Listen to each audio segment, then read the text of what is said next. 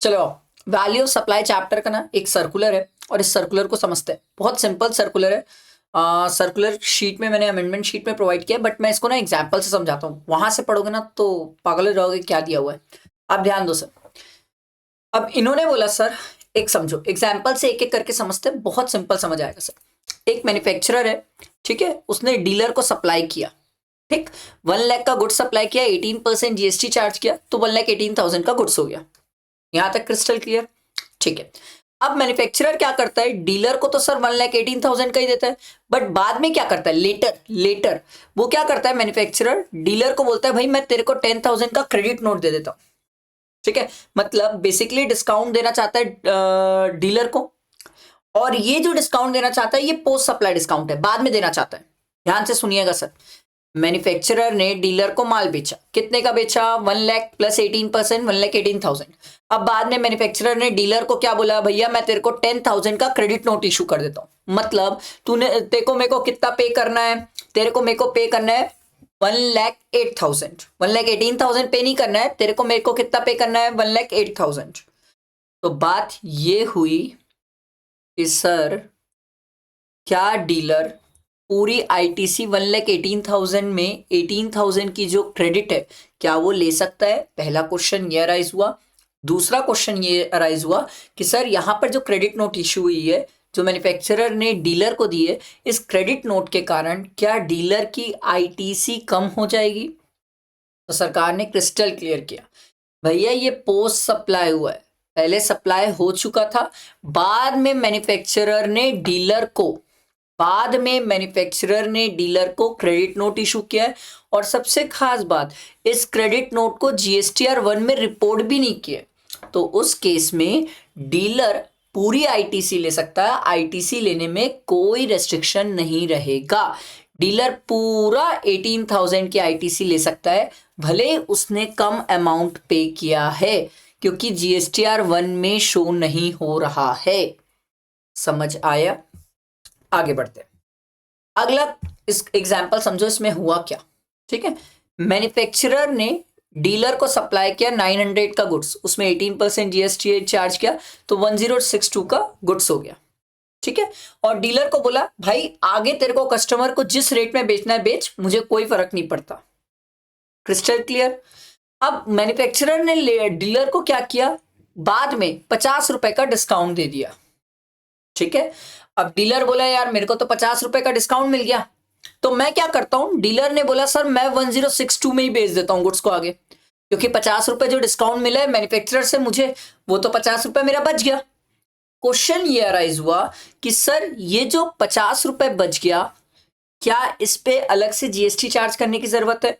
तो इन्होंने बोला नहीं सर, जब 1062 में डीलर ने सप्लाई किया है कस्टमर को इनवॉइस वैल्यू पे, तो उस पे तो ऑलरेडी जीएसटी का काम हो चुका है सर, अलग से 50 रुपीज ये 1062 में क्यों ऐड किया जाएगा?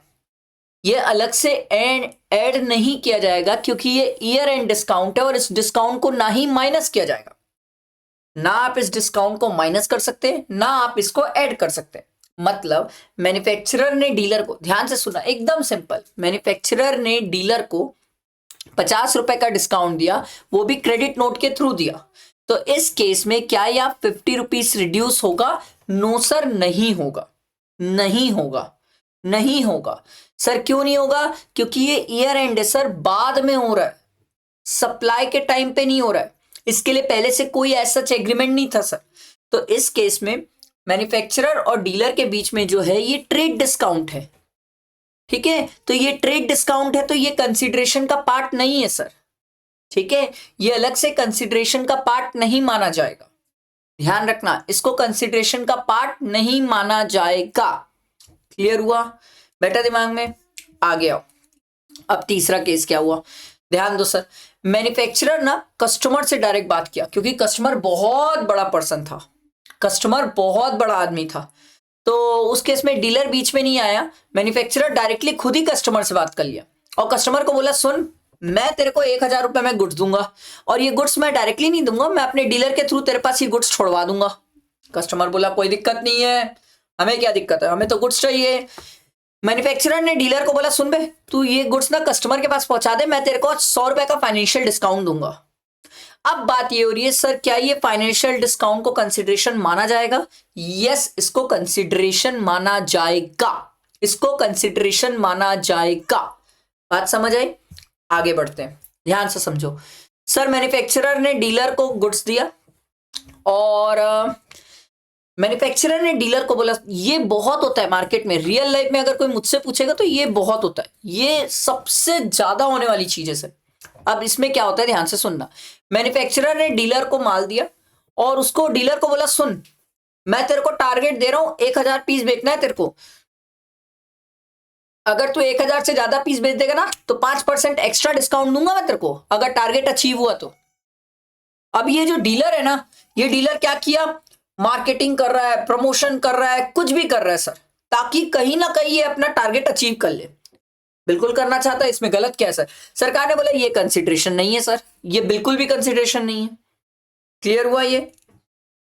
आगे देखो, मैन्युफैक्चरर डीलर को बोला, सुन भाई अपन एक एग्रीमेंट एंटर करते हैं जिसमें क्या करेगा, तू सेल्स प्रमोट करेगा, चाहे तू होर्डिंग लगवा, अपने स्टोर में बुला के प्रमोट कर, टीवी में ऐड करवा, जो करवाने करवा। अपन ये एग्रीमेंट इसलिए एंटर कर रहे हैं ताकि अपनी सेल बढ़ जाए सर।